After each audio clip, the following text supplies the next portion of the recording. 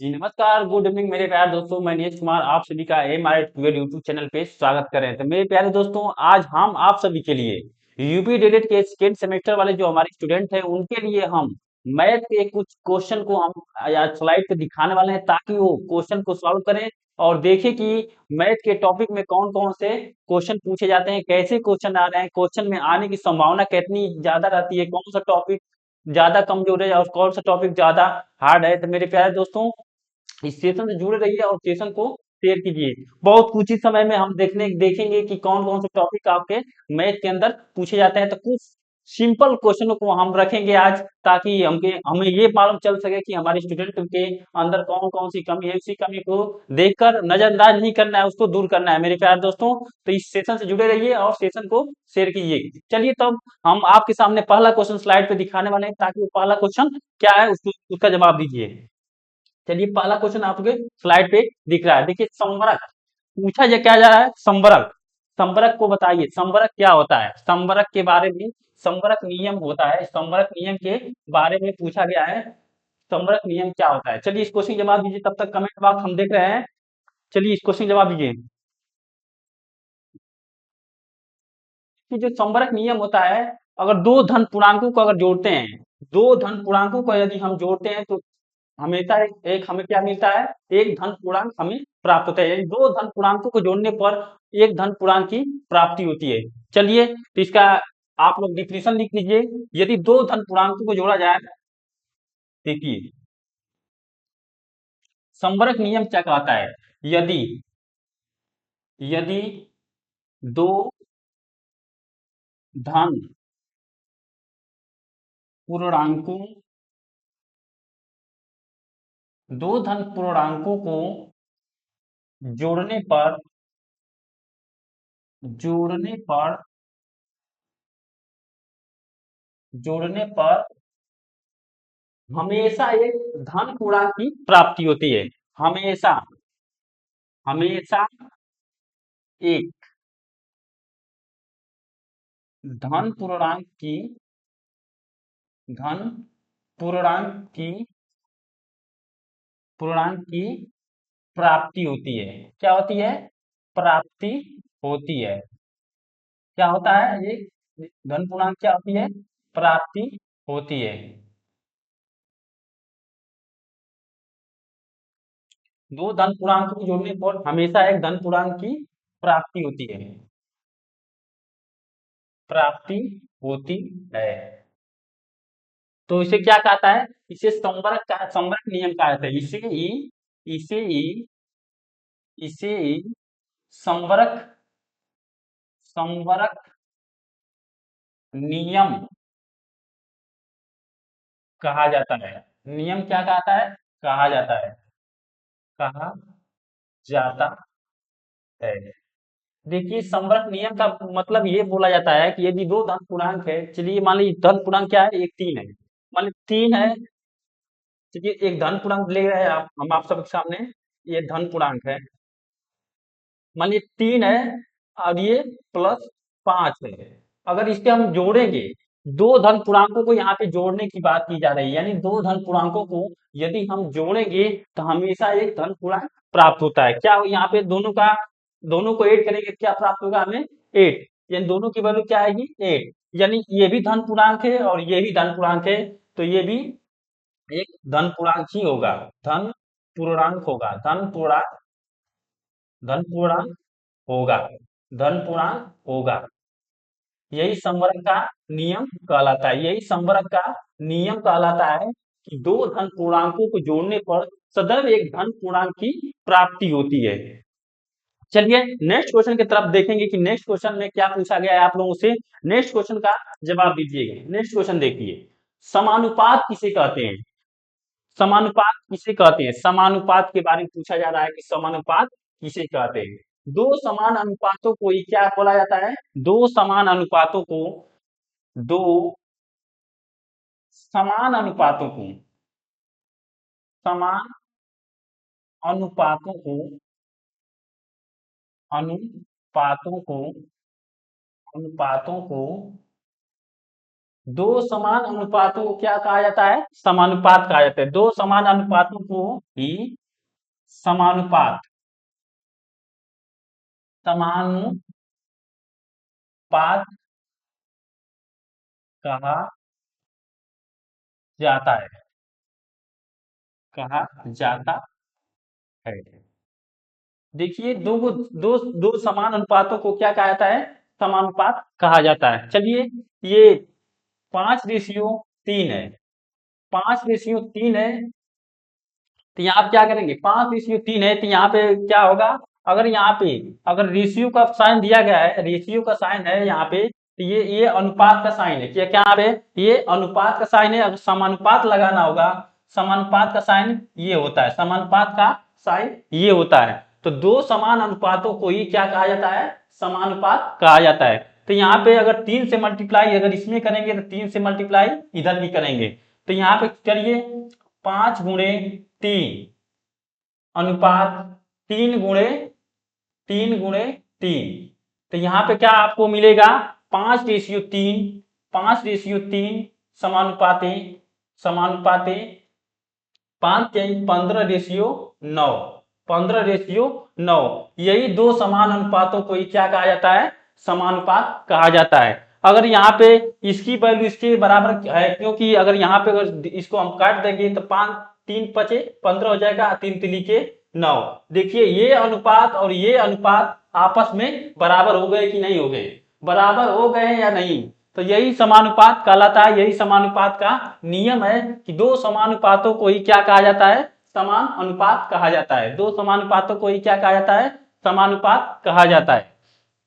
चलिए next question देखा जाए। नेक्स्ट क्वेश्चन आप लोगों के स्लाइड पे दिखेगा। देखिए तीसरा नंबर क्वेश्चन क्या पूछा गया है। एकदम आसान तरीके में क्वेश्चन पूछे जा रहे हैं आप लोगों को डीएलएड के अंदर। देखिए ये एक त्रिभुज का सवाल है, त्रिभुज का ये सवाल है। और क्या इसमें दिया गया है? यदि किसी त्रिभुज का आधार, यदि किसी त्रिभुज का आधार कितना है? 16 मीटर है। कितना दिया गया है? 16 मीटर यहाँ पे त्रिभुज का आधार है।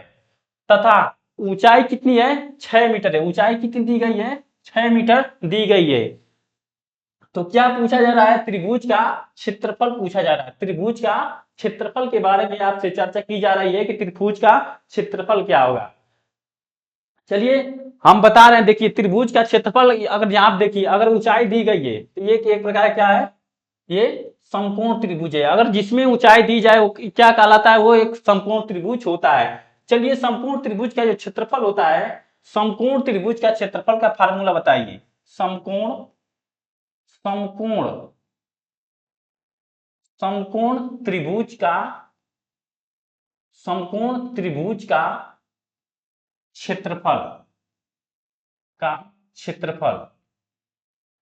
देखिए समकोण त्रिभुज के क्षेत्रफल का जो फार्मूला होता है 1/2, 1/2 गुणे आधार आधार गुणे ऊंचाई। 1/2 गुणे आधार गुणे ऊंचाई। देखिए ये समकोण त्रिभुज के क्षेत्रफल का ये फार्मूला होता है। समकोण त्रिभुज का जो क्षेत्रफल होता है 1/2 आधार गुणे ऊंचाई के बराबर होता है। चलिए तो यहाँ पे क्षेत्रफल हमको निकालना था। तो देखिए यहाँ पे क्या दिया गया है? आपका आधार कितना दे रखा है? आपका आधार 16 मीटर दे रखा है और ऊंचाई कितनी देखी दे रखी है? 6 मीटर ऊंचाई दी गई हुई है। तो चलिए 1/2, 1/2 आधार कितना है? 16 मीटर है। आधार कितना है? 16 मीटर है। आधार कितना है? 16 मीटर। ऊंचाई कितनी दी रखी है? तो 6 मीटर गुणे 6 गुणे 6। 1/2 गुणे 16 गुणे 6। चलिए यहां से काटिए आप। 2 से इसको काटेंगे, 16 को 2 से डिवाइड करेंगे तो कितने टाइम जाएगा? ये 8 बार जाएगा, यानी 8 दूना के 16 होता है। तो अब देखिए 8×2, 8×6 यहाँ पे मौजूद हो गया। तो यानी 8×6 कितना होता है? 48। 48 वर्ग कितना है?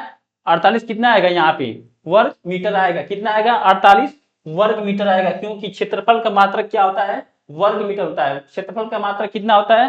वर्ग मीटर होता है। वर्ग मीटर। क्षेत्रफल का मात्रक कितना होता है? वर्ग मीटर होता है। इसीलिए त्रिभुज का क्षेत्रफल कितना आ जाएगा? यहाँ पे त्रिभुज का क्षेत्रफल बराबर त्रिभुज का त्रिभुज का क्षेत्रफल, त्रिभुज का क्षेत्रफल कितना आ गया, त्रिभुज का क्षेत्रफल कितना आ गया 48 वर्ग मीटर। कितना है आपका आंसर, करेक्ट आंसर क्या होगा 48 वर्ग मीटर हो जाएगा, 48 वर्ग मीटर हो जाएगा। तो चलिए मेरे प्यारे दोस्तों, आपका ये सवाल एकदम आसान था, लेकिन समझ नहीं पा रहे थे आप लोग, क्वेश्चन का जवाब देने में देरी कर रहे थे, तो हमने सोचा कि आप लोगों को नहीं आ रहा होगा। तो देखिए ये एकदम महत्वपूर्ण आप लोगों का ये फार्मूला है, एकदम ये महत्वपूर्ण फार्मूला है, इसको आप लोग रट जाइए, इस फार्मूले को आप लोग रट जाइए, क्योंकि ये हमेशा ये फार्मूला आपको देखने को मिलेगा। डीएड के अंदर एक कहीं भी क्वेश्चन पूछा जा सकता है, इस फार्मूले बेस्ड पे आपका क्वेश्चन एकदम आसानी से हो जाएगा। चलिए तो नेक्स्ट क्वेश्चन की तरफ मूव करेंगे। नेक्स्ट क्वेश्चन देखिए,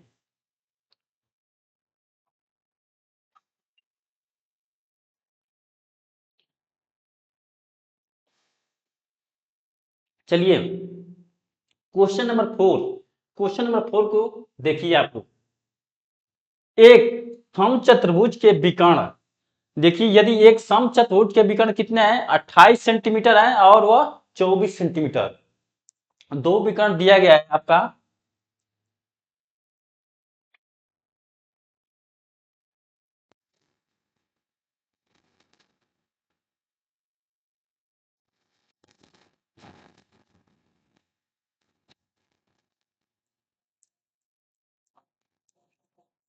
ये तो ये क्या है, दो विकर्ण आप लोगों को दिए गए हैं, दो विकर्ण कौन कौन से हैं, एक 28 सेंटीमीटर है, एक 24 सेंटीमीटर, दो विकर्ण दिए गए हैं समचतुर्भुज के। यदि एक समचतुर्भुज के विकर्ण 28 सेंटीमीटर व 24 सेंटीमीटर है, तो समचतुर्भुज का क्षेत्रफल ज्ञात कीजिए। क्षेत्रफल आपसे पूछा जा रहा है कि समचतुर्भुज का क्षेत्रफल क्या होगा। तो आप लोगों को पता होगा कि समचतुर्भुज का क्षेत्रफल का फार्मूला आप लोगों को शायद नहीं पता होगा, तो हम बता दे रहे हैं। समचतुर्भुज का जो क्षेत्रफल का जो फार्मूला होता है, सम चतुर्भुज का क्षेत्रफल 1/2 d1 गुणे d2। ये d1 d2 क्या है, यही एक क्या है, ये विकर्ण है, ये विकर्ण 1 है, ये विकर्ण 2 है, यानी ये d1 और d2 क्या है, d1 ये पहला विकर्ण है, पहला विकर्ण, ये पहला विकर्ण है, या d2 क्या है, दूसरा विकर्ण है, दूसरा, दूसरा विकर्ण क्या है, विकर्ण क्या है, दूसरा विकर्ण क्या है d2 है, यानी ये d1 और d2 क्या है, पहला और दूसरा विकर्ण है। चलिए कमेंट करिए आप लोग, क्वेश्चन का जवाब दीजिए, कमेंट करिए। तो D1 और D2 को आप लोगों को पता चल गया कि D1 D2 क्या है, इसमें ये दोनों क्या है, ये विकर्ण है। समचतुर्भुज के क्षेत्रफल का ये फार्मूला क्या होता है, 1/2 D1 गुणे D2 होता है। तो चलिए हम फार्मूले पर रखिए, इसको फार्मूले पर रखा जाए, 1/2 गुणे D1 कितना है 28 सेंटीमीटर, कितना है 28 सेंटीमीटर, D1 कितना दिया है 28 सेंटीमीटर दिया है, और D2 कितना है 24 सेंटीमीटर है, 24 सेंटीमीटर है। चलिए इसको कैंसिल करिए आप लोग, दो से इसको डिवाइड, दो से इसको काटिए, दो गुणे दो से 28 कितने टाइम जाएगा 14 टाइम, यानी 14 बार जाएगा, 14 दूना के 28 हो जाएगा। अब यहाँ पे 14 गुणे 24, 14 गुणे 24 से मल्टीप्लाई करिए, 14 गुणे 24 को मल्टीप्लाई करिए, 14 चौको 56 को, 14 चौको 56 को 6 होता है, यहाँ पे केरी कितना हो जाएगा 5 हो जाएगा, 14 दूनी 28 और 5 कितना हो जाएगा 33, 33, 33, यानी 336 क्या हो जाएगा वर्ग सेंटीमीटर आ जाएगा, वर्ग, वर्ग सेंटीमीटर आपका क्या आ जाएगा, आपका ये समचतुर्भुज का क्षेत्रफल कितना आ जाएगा, समचतुर्भुज का क्षेत्रफल कितना आ गया मेरे प्यारे दोस्तों 336 वर्ग सेंटीमीटर आप लोगों का करेक्ट आंसर आएगा। चलिए नेक्स्ट क्वेश्चन की तरफ मूव करेंगे। नेक्स्ट क्वेश्चन आप लोग स्लाइड पे देखने वाला है कि नेक्स्ट क्वेश्चन में क्या है। चलिए नेक्स्ट क्वेश्चन की तरफ मूव करने वाले हैं। देखिए 5वें नंबर क्वेश्चन का जवाब दीजिए। 5वां नंबर क्वेश्चन एकदम आसान तरीके से आसान भाषा में पूछा गया था। क्या है क्वेश्चन, क्या है क्वेश्चन को एक आराम से आप लोग पढ़िए और क्वेश्चन का जवाब दीजिए।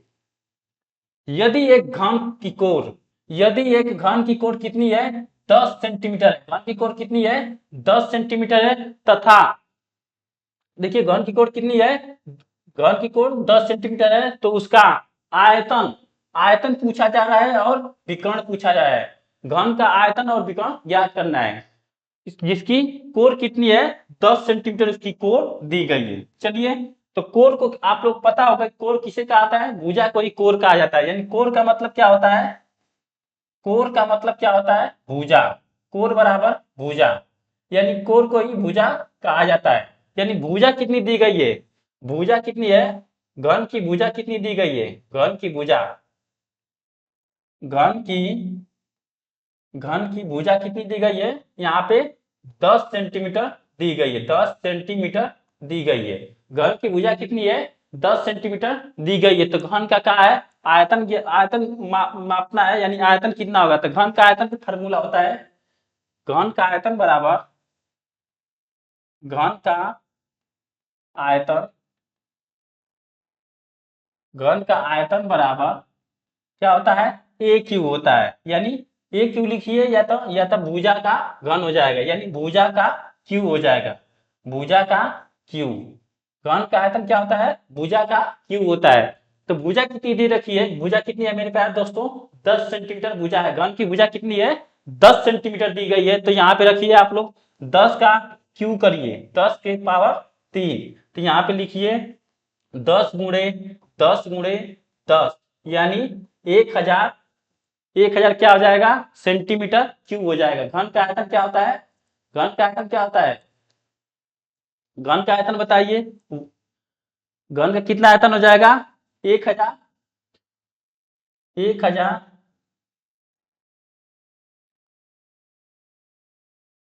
1000 सेंटीमीटर क्यूब हो जाएगा, 1000 सेंटीमीटर क्यूब हो जाएगा। यानी घन का आयतन आप लोगों को पता चल गया। चलिए मेरे प्यारे दोस्तों अब क्या पूछा जाएगा यहाँ पे, घन का विकर्ण। घन का विकर्ण का फार्मूला आप लोगों को पता होगा, घन का विकर्ण क्या होता है। चलिए घन का विकर्ण बताइए, घन का विकर्ण क्या होता है, भुजा गुणे, भुजा गुणे √3। चलिए एक मेरे प्यारे साथी का सही जवाब आ रहा है। घन का विकर्ण क्या होगा, विकर्ण के लिए फार्मूला होता है घन का विकर्ण बराबर, विकर्ण बराबर भुजा गुणे, भुजा, भुजा गुणे √3। यानी भुजा कितनी है 10 सेंटीमीटर दी गई थी, तो 10√3, 10√3 यह घन का विकर्ण हो जाएगा, 10√3 ये घन का विकर्ण हो जाएगा। चलिए मेरे प्यारे दोस्तों आप लोगों का नेक्स्ट क्वेश्चन आप लोग स्लाइड पे दिख गया है। नेक्स्ट क्वेश्चन में क्या है, 6वें नंबर क्वेश्चन का जवाब दीजिए। क्वेश्चन नंबर 6 क्या पूछा गया है, x-5 और x+8, x-5 और x+8 का गुणनफल ज्ञात कीजिए। गुणनफल ज्ञात करना है। चलिए गुणनफल को देखा जाए, गुणनफल कैसे ज्ञात होगा, गुणनफल को देखा जाए। चलिए इसको सोल्यूशन करिए, इसका हल निकालिए। देखिए यक्स का इसमें मल्टीप्लाई करेंगे, इस यक्स का इसमें मल्टीप्लाई करेंगे तो x+8। अब ये -5 यहाँ पे रखेंगे, -5 मल्टीप्लाई, फिर यहाँ पे x+8 में मल्टीप्लाई करेंगे। चलिए इसका आप लोग सोल्यूशन करिए। तो यहाँ पे मल्टीप्लाई होगा, यक्स गुणे यक्स बराबर कितना होगा, यक्स स्क्वायर हो जाएगा, प्लस इस यक्स का यहाँ पे 8 में मल्टीप्लाई होगा तो कितना हो जाएगा 8 यक्स हो जाएगा, 8 यक्स हो जाएगा। अब चलिए इसका करिए, -5 का यक्स में मल्टीप्लाई करिए तो -5 यक्स हो जाएगा, -5 यक्स हो जाएगा। अब फिर -5 का 8 में मल्टीप्लाई करिए तो 8 बचे क्या होता है 40 होता है, तो -40 हो जाएगा। ठीक, चलिए तो इसको हल करिए, यक्स स्क्वायर, यक्स स्क्वायर यहाँ पे प्लस रहेगा, ऑलरेडी प्लस है, यहाँ पे 8 यक्स और ये है -5 यक्स, 8 में से 5 यहाँ पे घटेगा, कितना आएगा 3 यक्स आ जाएगा, 3 यक्स आ जाएगा, और यहाँ पे -40। यही आप लोगों का करेक्ट आंसर सही होगा। यानी करेक्ट आंसर क्या हो जाएगा, correct answer x square plus 3x -40। चलिए नेक्स्ट क्वेश्चन देखिए, क्वेश्चन नंबर 7 की तरफ मूव करने वाला है। क्वेश्चन नंबर 7 देखिए, क्वेश्चन नंबर 7 का जवाब दीजिए आप लोग। x² - 3x का x³ - 3x स्क्वायर का मल्टीप्लाई करना, आपस में मल्टीप्लाई करना। चलिए तो इसको हल किया जाए। देखिए x² यहाँ पे इसमें मल्टीप्लाई करिए, इसको उठा के यहाँ पे रखिए, x² यहाँ पे x³ -3x²। अब यहाँ पे -3x का इसमें मल्टीप्लाई होगा तो -3x का फिर यहाँ पे मल्टीप्लाई होगा इसमें, तो x³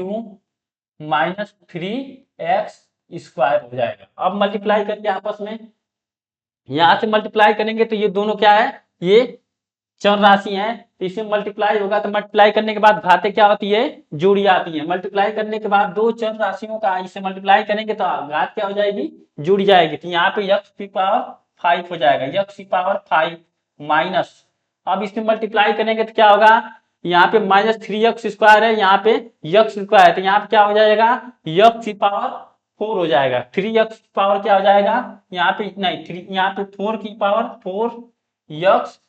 हो जाएगा। यहाँ पे 3x² और ये क्या हो जाएगा, -4x² हो जाएगा। माइनस इसमें मल्टीप्लाई करिए तो यहाँ पे 4x⁴ हो जाएगा। 4x यहाँ पे देखिए,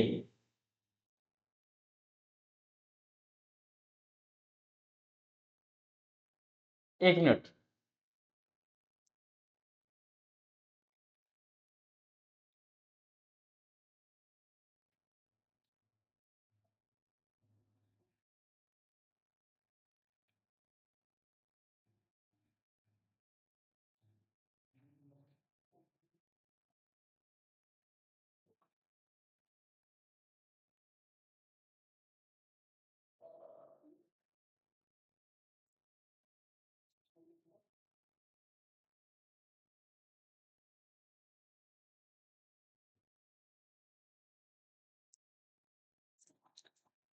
चलिए कुछ टेक्निकल इशू था। अब इसको देखा जाएगा मेरे प्यारे दोस्तों क्या था। अब चलिए क्वेश्चन की तरफ देखा जाए, क्वेश्चन क्या था। चलिए यहाँ पे क्या था, यहाँ पे मल्टीप्लाई करेंगे तो क्या हो जाएगा, x⁴ यहाँ पे 5 हो जाएगा, माइनस यहाँ पे मल्टीप्लाई करेंगे 3x⁴ हो जाएगा, 3x⁴ यहाँ पे माइनस, यहाँ इसका मल्टीप्लाई करेंगे इसमें तो 3x⁴ हो जाएगा, 3x⁴ हो जाएगा। और ये माइनस का माइनस से मल्टीप्लाई होगा तो क्या हो जाएगा, ये प्लस हो जाएगा, यानी 3x, यहाँ पे 3 लिखे 9x⁵, 9x³ हो जाएगा, 9x³ हो जाएगा, 9x³ हो जाएगा। चलिए तो अब चलिए इसका देखिए, x⁵ माइनस यहाँ पे 3x⁴ और ये माइनस हो जाएगा, -3x⁴ हो जाएगा। तो माइनस माइनस में ये -6x⁴ और प्लस 9x³ हो जाएगा, 9x³ हो जाएगा, प्लस 9x³ हो जाएगा। चलिए तो इस क्वेश्चन का आप लोगों का जवाब सही आ गया था, इस क्वेश्चन का जवाब आप लोगों का करेक्ट था। तो चलिए इस क्वेश्चन का जवाब सही है। नेक्स्ट क्वेश्चन की तरफ मूव करेंगे। नेक्स्ट क्वेश्चन देखिए, सर्वसमीका क्या है, सर्वसमीका, सर्वसमीका के बारे में पूछा गया है कि सर्वसमीका क्या होती है। सर्वसमीका के बारे में पूछा गया है कि सर्वसमीका क्या होती है। देखिए चर के प्रत्येक मान के लिए, यदि कोई भी चर है, चर के प्रत्येक मान के लिए यदि लेफ्ट हैंड साइड का मान राइट हैंड साइड के मान के बराबर होता है तो उसे ही सर्वसमीका कहा जाता है। यानी चर के प्रत्येक मान के लिए, प्रत्येक मान के लिए यदि LHS बराबर RHS आ जाए, यदि लेफ्ट हैंड साइड LHS बराबर RHS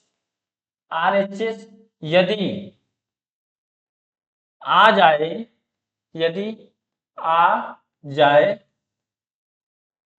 तो उसे सर्वसमीका कहा जाता है, उसे सर्वसमीका कहा जाएगा, सर्वसमीका कहा जाएगा।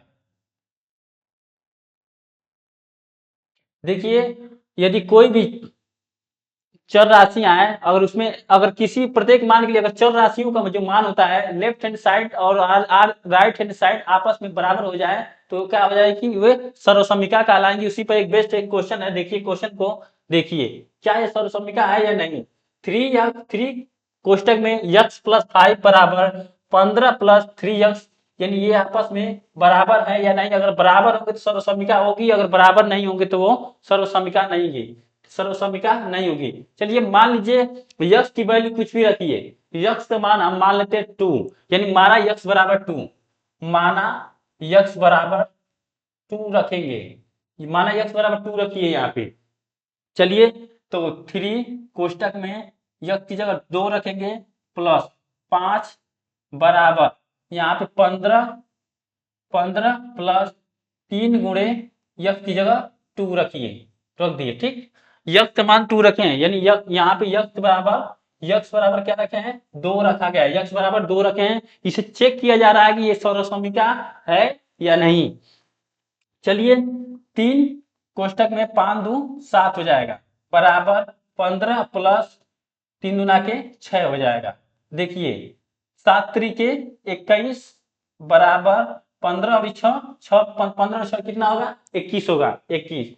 देखिए लेफ्ट हैंड साइड का मान राइट हैंड साइड के मान के इक्वल होगा या नहीं। अगर इक्वल हो गया है तो देखिए ये एक प्रकार की सर्वसम्मिका है। अगर इस पे आप लोगों को विश्वास नहीं है, एक और मान रख के देख लीजिए, एक और मान रख के देखिए, माना यक्स बराबर 3 रख लीजिए। चलिए 3 रखा है, यक्स का मान 3 रखिए, यक्स का मान 3 रख कर चेक करिए कि ये सर्वसम्मिका है या नहीं। चलिए 2 को रख करके हम चेक कर लिए हैं, 2 को रख करके हम लोग चेक कर रहे हैं कि ये सर्वसम्मिका थी। अभी भी अगर आप लोगों को डाउट है कि ये सर्वसम्मिका है कि नहीं है, तो यक्स का मान 3 रख के देखा जाए।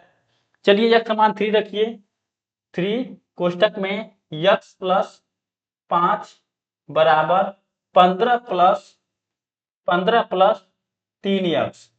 अब यहाँ पे हम क्या रखेंगे, यक्स का मान हम 3 ले रहे हैं, यक्स का मान 3 रख रहे हैं, यक्स का मान 3 रखने पर, यक्स का मान 3 रख रहे हैं, यक्स का मान 3 रखने पर देखिए कि ये सर्वसम्मिका, ये लेफ्ट हैंड साइड का मान राइट हैंड साइड के मान के बराबर आ रहा है या नहीं आ रहा है। चलिए तो रख के देख रहे हैं, यक्स बराबर 3 रखिए, यक्स बराबर 3 रखिए, यक्स बराबर 3 रखा जाए तो 3 कोष्टक में 3 प्लस 8 3 प्लस 5 बराबर 15 प्लस 3 गुणे 3, यहाँ पे यक्स का मान 3 रखे हैं, यहाँ पे यक्स का मान रखा गया है। चलिए देखिए 5 3 8 हो जाए, 8 होता है, 8 में 3 से गुणा करेंगे तो 8 तरीके 24 आ जाएगा, 24 आ जाएगा, बराबर 15 है और यहाँ पे 3 तरीके 9 है, 15 और 9 जोड़ेंगे तो 9 और 5 क्या हो जाएगा, 24 हो जाएगा, 15 और 9 क्या हो जाएगा, 24 आ जाएगा, 24 आ रहा है।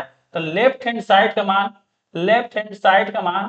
राइट हैंड साइड के मान के बराबर आ रहा है, राइट हैंड साइड के मान के बराबर आ रहा है। तो यानी एक मतलब, इसका मतलब ये है कि ये राशि जो है एक प्रकार की ये सर्वसम्मिका है, ये सर्वसम्मिका है, सर्वसम्मिका का ये सही उदाहरण है, यानी सर्वसम्मिका ये कहलाएगी सर्वसम्मिका का। तो चलिए मेरे प्यारे दोस्तों, तब तक के लिए धन्यवाद, जय हिंद, वंदे मातरम। मेरे प्यारे दोस्तों आप सभी इस चैनल से जुड़े रहिए और चैनल को शेयर कीजिए। तब तक के लिए आप सभी का हार्दिक शुभकामनाएं और अभिनंदन करते हैं मेरे प्यारे दोस्तों। रख हौसला, वो मंजर भी आएगा, प्यासे के पास चलकर समंदर भी आएगा, थक कर न बैठे मंजिल के मुसाफिर, जब मंजिल भी मिलेगी तो मिलने का मजा भी आएगा, मंजिल के मिलने का मजा भी आएगा। इसी के साथ हम इस सेशन को समाप्त करें, तब तक के लिए धन्यवाद, जय हिंद, वंदे मातरम।